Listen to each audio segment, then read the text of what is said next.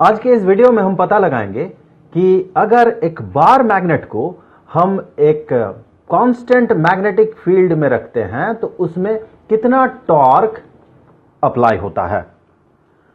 तो ये रहा वो कांस्टेंट मैग्नेटिक फील्ड जिसका मैग्नीट्यूड है B।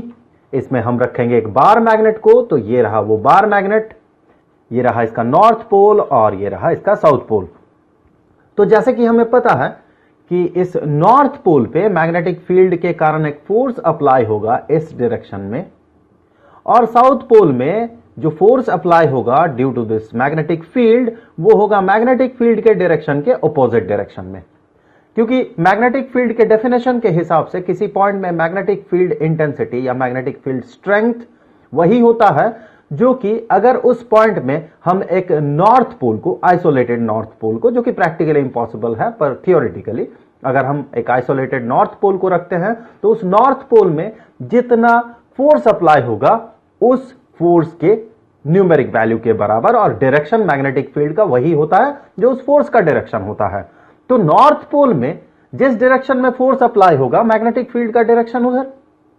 तो ऑब्वियस ही बात है नॉर्थ पोल जो है वो मैग्नेटिक फील्ड के डायरेक्शन में ही फोर्स को एक्सपीरियंस करेगा, और जो साउथ पोल है ऑब्वियस ही बात है उसके अपोजिट डायरेक्शन में उस पर फोर्स लगेगा। अब देखिए ये जो दो पोल्स हैं दोनों का जो पोल स्ट्रेंथ होगा वो बिल्कुल बराबर होगा। तो दोनों का पोल स्ट्रेंथ हमने मान लिया कि ये है स्मॉल लेटर m। तो नॉर्थ पोल का और साउथ पोल का दोनों का ही pole strength small letter n।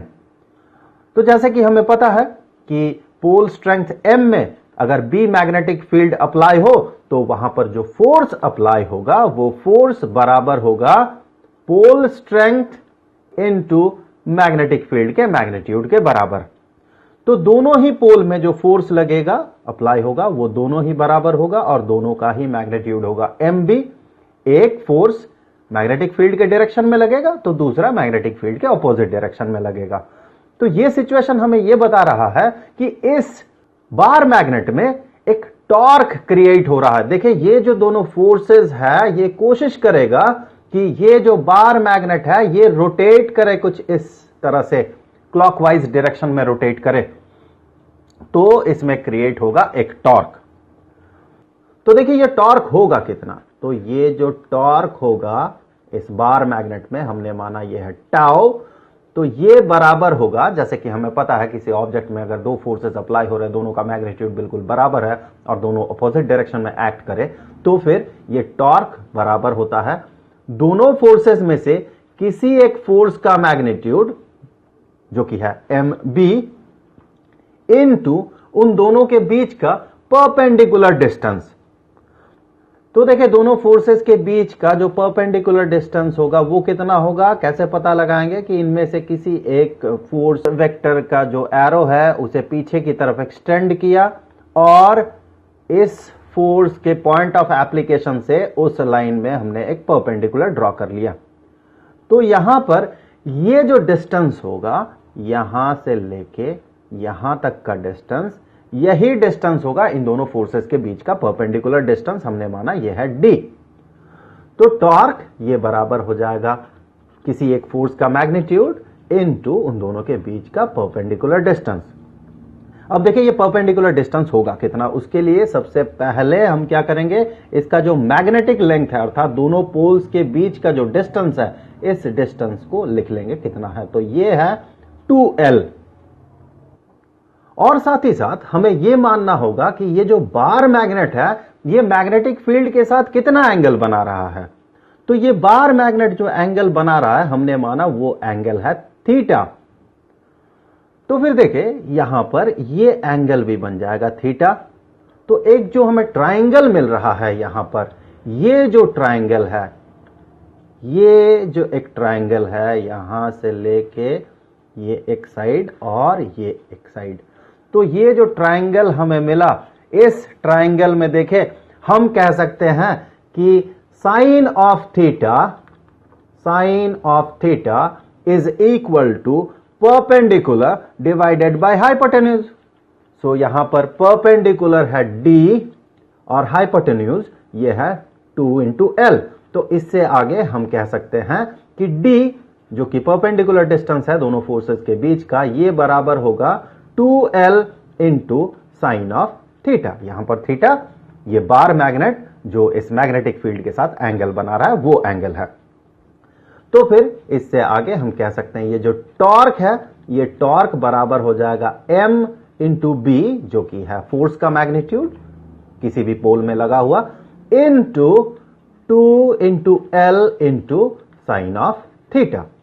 अब देखिए इसे हम ऐसे भी एक्सप्रेस कर सकते हैं, मैग्नेटिक पोल स्ट्रेंथ इस बार मैग्नेट का किसी एक पोल का into 2L into B into sine of theta.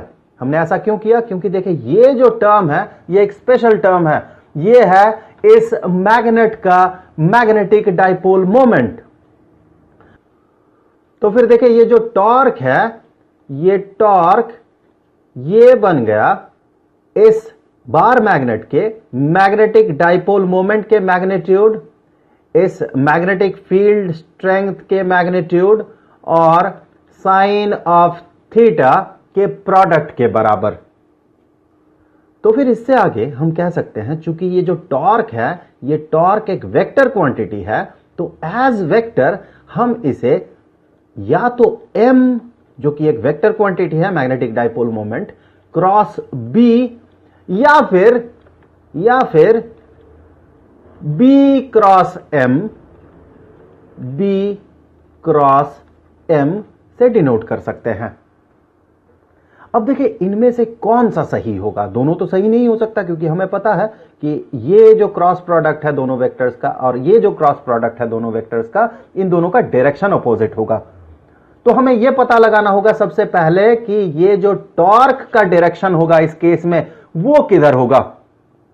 फिर हम ये पता लगा सकते हैं क्या ये m क्रॉस b होगा या फिर b क्रॉस m होगा।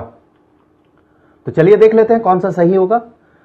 तो यहां पर मैं सीधे सपाट शब्दों में अगर कहूं, बिल्कुल ऑर्डिनरी सिचुएशन है ये। इस तरह के सिचुएशन में अगर कोई टॉर्क किसी ऑब्जेक्ट को कुछ ऐसा रोटेट करे कि हमें यहां से दिखे कि उसका रोटेशन क्लॉकवाइज डायरेक्शन में है, तो टॉर्क जिस डायरेक्शन में अप्लाई होगा, इस टॉर्क का डायरेक्शन होगा नॉर्मली इनवर्ड्स, अर्थात स्क्रीन से अंदर की तरफ, हमारे तरफ नहीं, उसके अपोजिट डायरेक्शन में स्क्रीन से अंदर की तरफ होगा टॉर्क। वही अगर ये एंटी क्लॉकवाइज डायरेक्शन में रोटेट करता है इस ऑब्जेक्ट को, तो फिर टॉर्क का जो डायरेक्शन होता वो स्क्रीन से बाहर की तरफ होता। अब देखें ये जो m क्रॉस b होगा इसका डायरेक्शन क्या होगा और b क्रॉस m जो होगा इसका डायरेक्शन क्या होगा। तो मैं यहां फिर से ड्रॉ कर लेता हूं m और b दोनों वेक्टर्स को। तो मैग्नेटिक डाइपोल मोमेंट इस मैग्नेट का अगर इसे एज वेक्टर हम कंसीडर करते हैं तो हमें इस डिस्टेंस को डिस्प्लेसमेंट में कन्वर्ट करना होगा और उस डिस्प्लेसमेंट के डायरेक्शन में ही मैग्नेटिक डाइपोल मोमेंट का डायरेक्शन होगा। तो जैसे कि कन्वेंशन हमें कहता है कि इसके डायरेक्शन को अगर पता लगाना है मैग्नेटिक डाइपोल मोमेंट के, तो हमें जो डिस्प्लेसमेंट वेक्टर कंसीडर करना होगा वो होगा साउथ पोल से नॉर्थ पोल की तरफ, अर्थात अब ये हो गया 2L वेक्टर। तो फिर हम कह सकते हैं यही डायरेक्शन होगा मैग्नेटिक डाइपोल मोमेंट का, इस मैग्नेट का। तो फिर ये हो गया मैग्नेटिक डाइपोल मोमेंट का डायरेक्शन और ये हो गया मैग्नेटिक फील्ड का डायरेक्शन। तो मैं यहां लिख दूं ये है B का डायरेक्शन और ये है मैग्नेटिक डाइपोल मोमेंट का डायरेक्शन। अब देखें मैग्नेटिक डाइपोल मोमेंट और मैग्नेटिक फील्ड का अगर क्रॉस प्रोडक्ट होता है तो फिर इसका डायरेक्शन क्या होगा। दो अलग अलग केसेस हैं। सबसे पहले मान ले कि B क्रॉस M, तो इसके लिए हमें क्या करना होगा कि एक स्क्रू रखना होगा इस सरफेस में परपेंडिकुलरली और इस स्क्रू को हमें रोटेट करना होगा। अगर हम B क्रॉस M पता लगा रहे हैं तो राइट हैंड स्क्रू हमें यहां रखना होगा और उसे रोटेट करना होगा B से M की तरफ। तो अगर हम इस स्क्रू को B से M की तरफ रोटेट करते हैं तो क्या यह अंदर की तरफ जाएगा या बाहर की तरफ आएगा? ये स्क्रू बाहर की तरफ आएगा, अर्थात B क्रॉस M जो है इसका डायरेक्शन होगा स्क्रीन से नॉर्मली आउटवर्ड्स। वही अगर हम m क्रॉस b को कंसीडर करते हैं, अर्थात हम इस राइट हैंड स्क्रू को इस डायरेक्शन में रोटेट करते हैं m से b के तरफ क्लॉकवाइज डायरेक्शन में, तो ये स्क्रू किधर प्रोपेगेट करेगा, किधर प्रोसीड करेगा? ये स्क्रीन से अंदर की तरफ प्रोसीड करेगा। और हमने देखा था ये जो टॉर्क है इस केस में, इसका जो डायरेक्शन है ये स्क्रीन से नॉर्मली इनवर्ड्स है। तो फिर यहां इस केस में ये टॉर्क एज वेक्टर ये b क्रॉस m के बराबर नहीं होगा, ये बराबर होगा m क्रॉस b के।